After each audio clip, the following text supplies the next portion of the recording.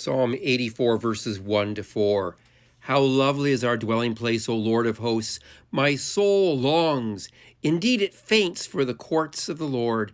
My heart and my flesh sing for joy to the living God. Even the sparrow finds a home, and the swallow finds a nest for herself, where she may lay her young at your altars. O Lord of hosts, my King and my God, happy are those who live in your house, ever singing your praise. Luke 18, verses 9 to 14. He also told this parable to some who trusted in themselves that they were righteous and regarded others with contempt. 2 men went to the temple to pray, one a Pharisee and the other a tax collector. The Pharisee, standing by himself, was praying thus, God, I thank you that I'm not like other people, thieves, rogues, adulterers, and even this tax collector. I fast twice a week. I give 1/10 of my income. But the tax collector, standing far off, would not even look up to heaven, but was beating his breast and saying, God, be merciful to me, a sinner. I tell you, this man went down to his home justified rather than the other. For all who exalt themselves will be humbled, and those who humble themselves will be exalted. Who are those who are standing far off? If you live in North America and attend a predominantly white church, some of the people standing far off could be black, brown, or olive-skinned people, indigenous, Asian, or LGBTQ plus people, women, recent immigrants, people who are not college-educated, non-Christians, and humanists. All of these people stand far off, far from the power centers of church and society. From their positions, they have a wide-angle view of church, religion, and society. I'm a bit of an old 35mm camera fan. After thinning out my collection, I have a few Russian and East German 35mm cameras, which use the old screw-mount lenses, and I have a Minolta camera system. When I was in high school and worked on the yearbook, all I had was a little telephoto and those extension tubes. That allowed me to get a little more intimate pictures if I was taking pictures from a distance, and allowed me to take pictures of small things like flowers. When I was in college, I learned to appreciate a whole different type of photography.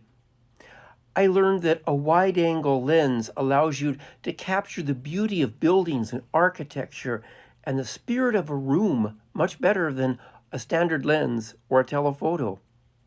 A wide angle also lets you capture the dramatic perspectives of large buildings and the great outdoors.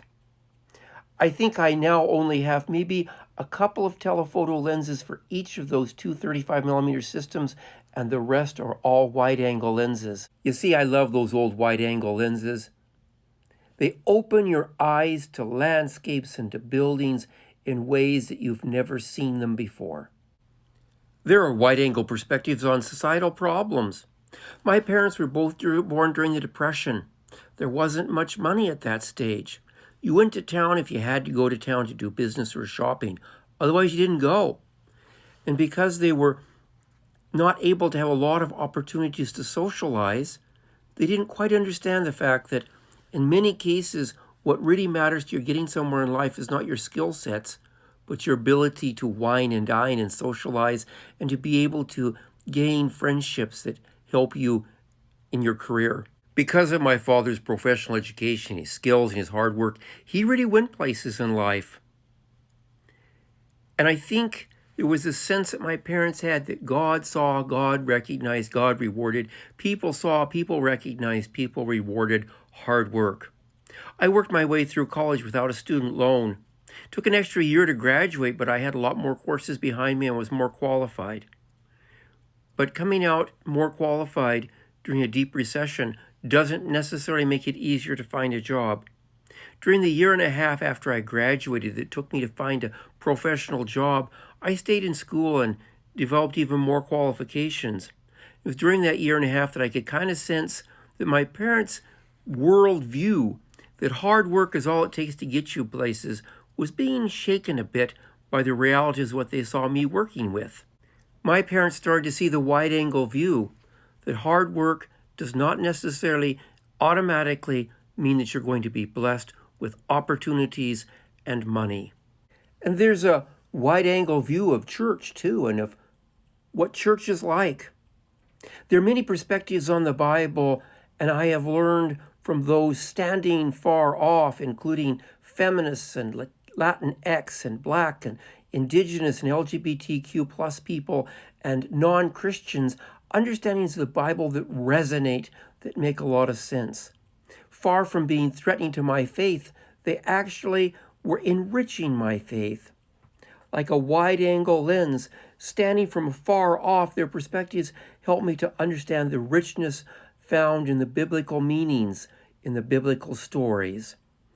In the gospel narrative, the hated tax collector is standing far off from the Jewish religious power structures. Consumed in guilt and shame and self-hate, he cries out, "God, be merciful to me." Jesus comments the tax collector went home justified. Justified.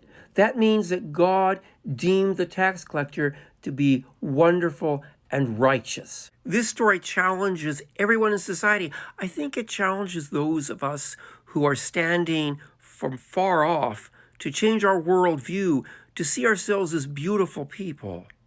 And it challenges the rest of us who have more privilege and are more centered in society to welcome those who are standing far off into the hearts and positions of influence in churches, denominations, and in society.